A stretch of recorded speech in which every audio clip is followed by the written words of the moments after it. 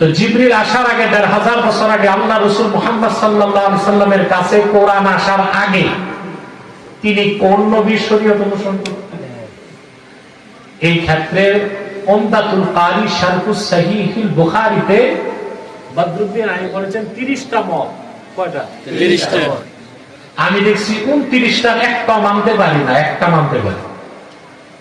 যে মতের উপর সবাই, সেটা হচ্ছে সুবহানাল্লাহ, আল্লাহর হাবিব পূর্বের কোন নবী শরীয়ত অনুসরণ করতেন না।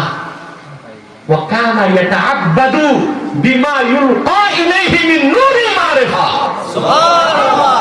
মারিফাতের নূরের মাধ্যমে জিবরিল আসার আগেও আল্লাহ তাআলা তার হাবিব সাল্লাল্লাহু আলাইহি ওয়াসাল্লামের কাছে ইলকা করতেন, সেই অনুপাতে তিনি চলতেন। বলেন সুবহানাল্লাহ।